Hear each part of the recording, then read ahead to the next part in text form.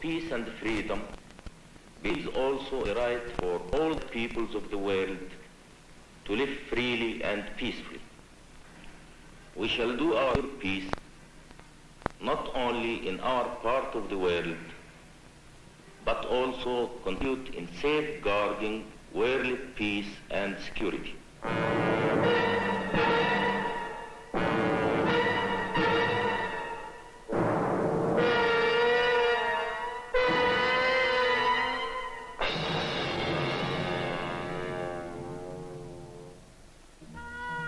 The burning unrest in the Middle East is as hot as the desert sands and as old as recorded history. 3,000 years ago, the twin kingdoms of Israel and Judah flourished in the ancient land of Zion. Later, Arab warriors came and conquered, ruling and roaming the desert for hundreds of years.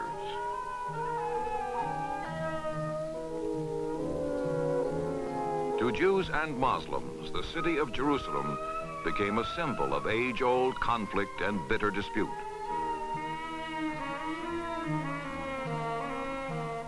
The militant Arabs claimed a territorial right to Jerusalem and Palestine that was 1,000 years old. But the determined leaders of Zionism pleaded a right that was even older, dating to the time of King Solomon and the sacred Wailing Wall, a relic of Solomon's temple that still stands.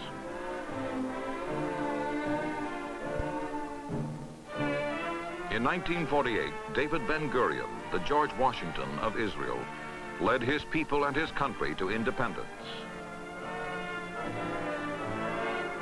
The new nation was carved out of territory that the Arab powers in the Middle East claimed as their own.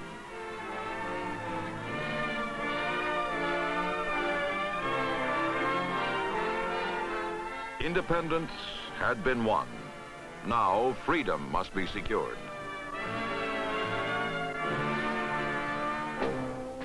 The so-called Arab League vowed the total defeat and utter annihilation of the infant nation. King Farouk of Egypt pledged his support, and Abdullah of Jordan directed his British-trained and equipped army to take up battle positions on the Israeli border. The Jordanian forces were joined by military regiments from Syria, Egypt, Iraq, Lebanon, and Saudi Arabia.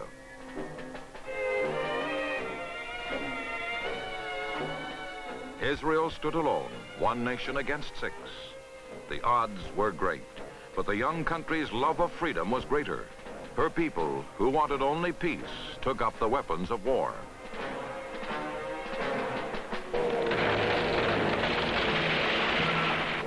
Israel came under siege, held fast, and struck back. An astonished world saw the Arab invaders hurled back on all fronts. During the bitter fighting, Israel lost none of her original territory and actually increased her area by 20%.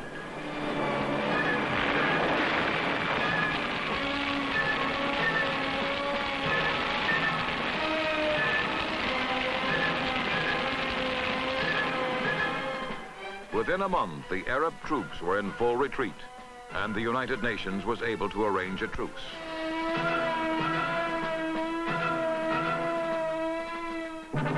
In 1954, Gamal Abdel Nasser seized power in Egypt and proclaimed himself the new leader of the Muslim crusade to drive Israel into the sea. First, he negotiated the withdrawal of British troops from the Suez Canal zone. Not long after, the first Soviet ship since World War I passed through the canal. Russia had a vital interest in the strategic waterway. The Egyptian leader refused, however, to let Israeli vessels use the canal.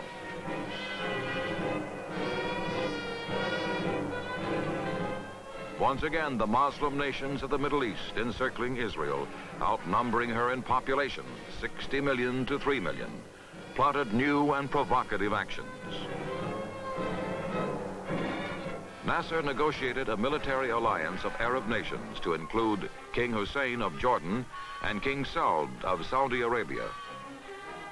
Syria also joined in the treaty as the Arab bloc witnessed its solidarity to the world.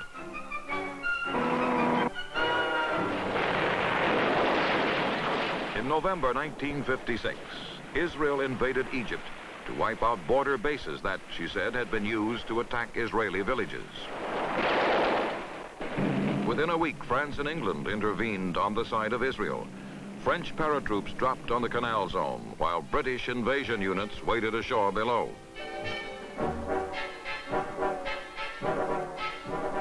Nasser suffered his worst defeat since coming to power. His army was no match for the Anglo-French-Israeli forces. Thousands of Egyptians surrendered. The victorious soldiers of Israel had been directed by General Moshe Dayan, a daring and brilliant field leader.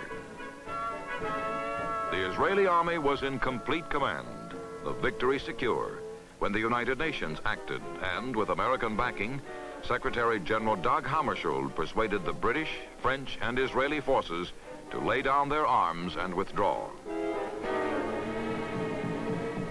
Traveling to Cairo, the Secretary General negotiated an agreement with Nasser that would enable a UN peacekeeping force to take up border positions on Egyptian soil. The intervention of the United Nations brought to an end the second grave crisis in 8 years in the Middle East.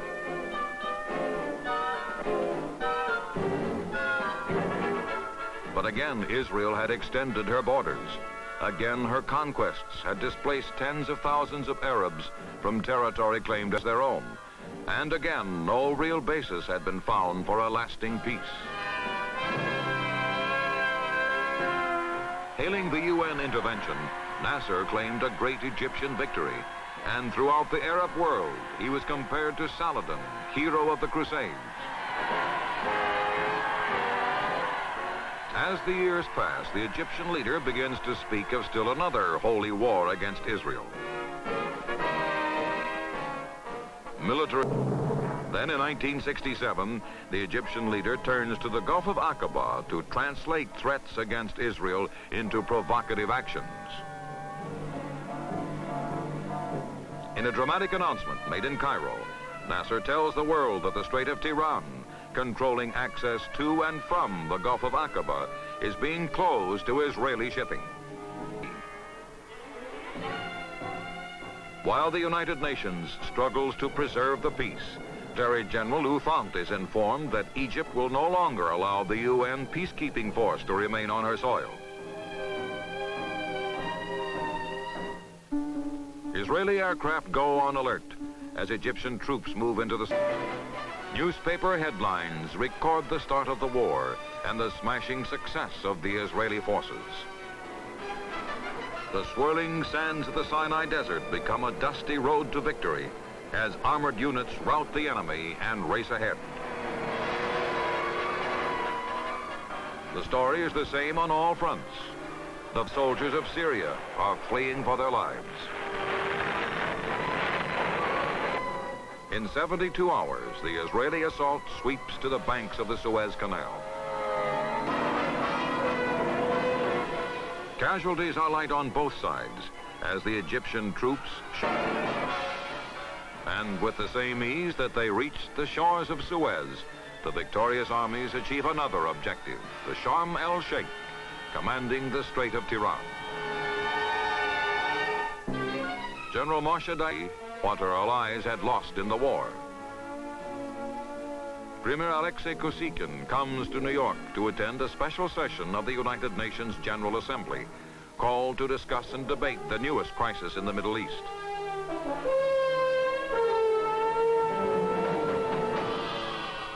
The Soviet premier's conduct in the assembly is more restrained, more temperate than the shoe-pounding exhibition put on by Nikita Khrushchev in 1960.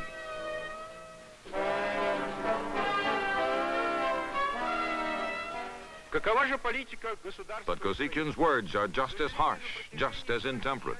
He demands UN condemnation of Israeli aggression, immediate and unconditional withdrawal of Israeli forces, and reparations to Egypt, Syria, and Jordan. The Russian leader's words fall on deaf ears. The assembly adjourns without any concrete action to resolve the smoldering dispute. Так было в 1948-49 годах. But for the third time in 20 years, UN peacekeeping detachments take up their watch on the troubled borders of Israel.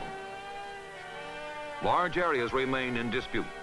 Israel has annexed the old city of Jerusalem from Jordan, despite protests from the United States, many free world nations, and of course the Arab countries and Russia.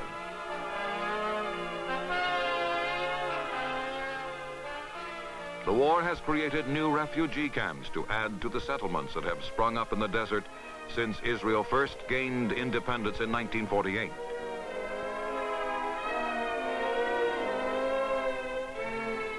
More than 1 million Arabs have been displaced in the 2 decades of turmoil. Homeless and helpless, they struggle to survive while the search for peace, lasting peace, goes on. Victorious Israel insists that any settlement of territorial problems must come in direct negotiations with Arab leaders. But her reluctance to return all conquered areas unites the Arab world in solid opposition and creates apprehension among those countries sympathetic to Israel and her cause. Once again, war seems to have solved and settled nothing. And the cradle of civilization continues to be